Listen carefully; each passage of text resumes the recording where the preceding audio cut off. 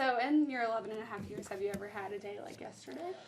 No, yesterday was a little unique. So I've been in a lot of stressful and different situations, but nothing quite like that.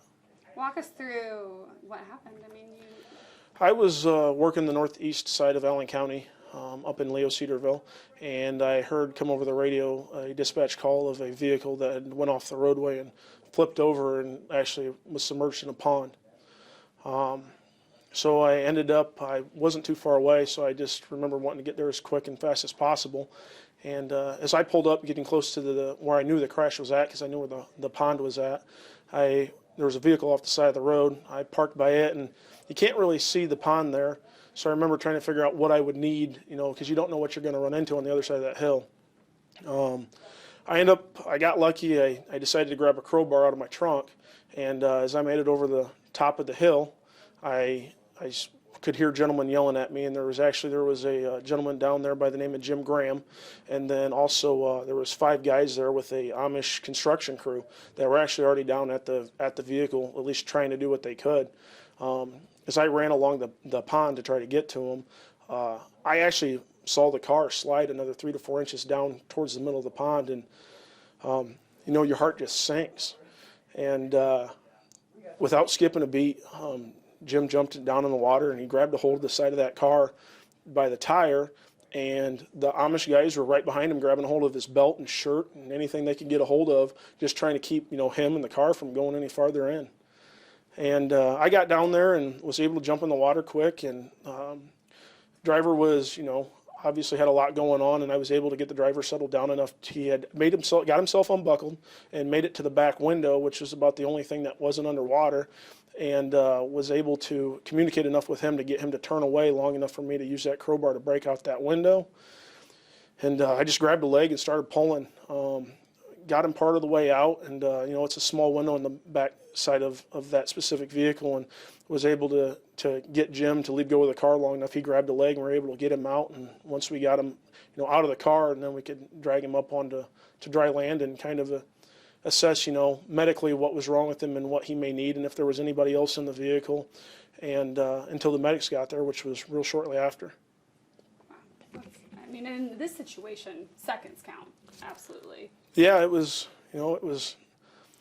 a lot of things go through your mind, as you first hear it come out and you realize that you're close enough to actually maybe get there and make a difference. You want to get there as quickly as possible, but you have to get there safely, otherwise you're not going to do anybody good. And then when you get there, you're trying to figure out what you're going to need, before you're even seeing what you're dealing with. But even after everything was over, you knew everybody was okay, and everybody was going to get to go home at the end of the day.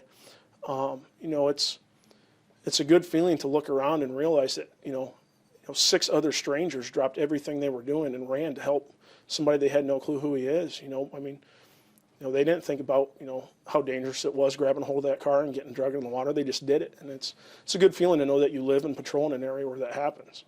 I was going to say, I think that for anybody looking at this story, right, it kind of restores your faith in humanity. It really does, and unfortunately, a lot of times in our line of work, we do see people when they're having bad days and they are at their worst, and it really was, it was refreshing to see that, here you're, not only was the driver extremely lucky that day that he was, where he was at with the people that were there, but I felt really lucky that, that those people were right there when I needed them too. I mean, they were helping me as much as I was helping them.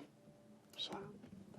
And talk about such a wide range of emotions, right? You get there, you're probably scared out of your mind, but you got to do your job and get into action, and you're trying to pull this guy out, I'm sure, with tons of adrenaline pumping through, and then you save him, and he's alive, and these people dropped everything they had to help. I mean, how you feeling now?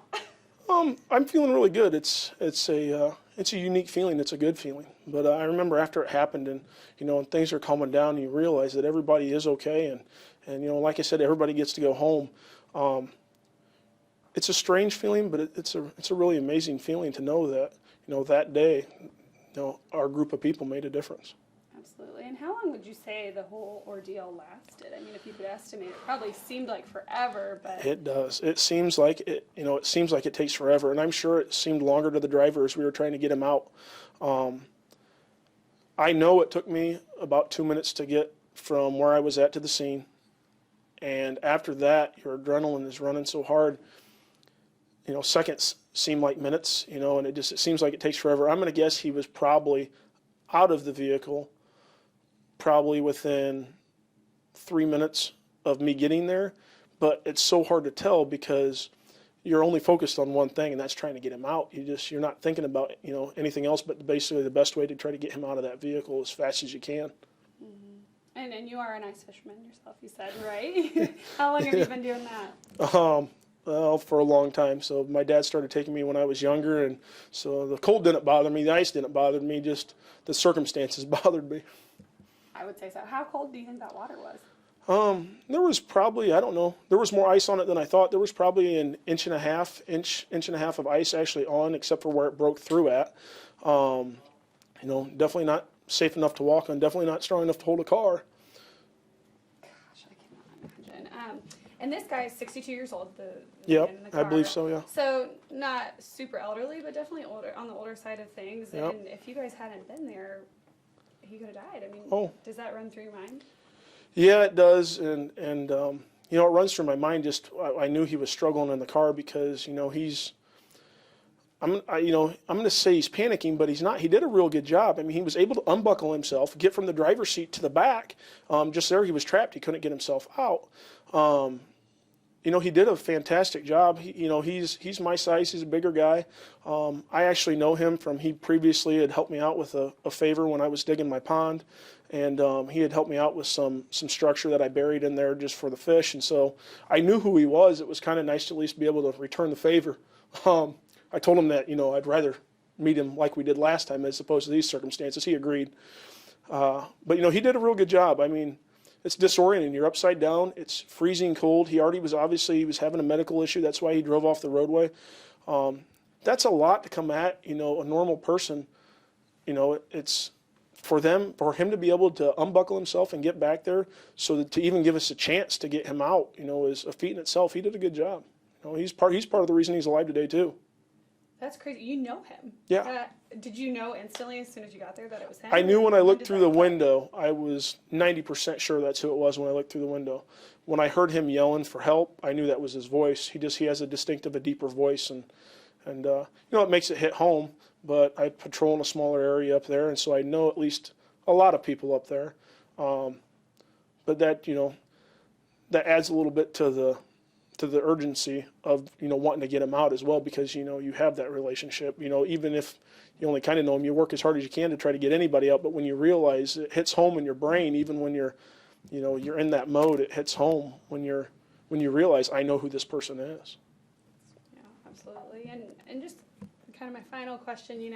6 people stopped to help. They didn't have to. You stopped and helped save this guy's life. What do you think people can kind of take away from this? What's the bigger message here?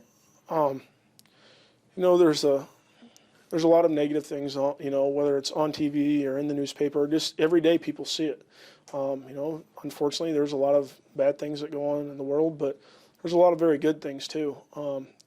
I remember, it was right after the medics had started, working on him and giving him, help. And I remember sitting there looking around and thinking that these guys, there's a lot of people would have drove right by, called 911 and just kept right on driving. The fact that the guy that saw it happen stopped, called 911, and then went to help, and then 6 other guys that were just there working part of their normal work day, and they turn around and here they're helping somebody in a life and death struggle. It really does restore your faith in people. It was real nice to see. It was a good feeling.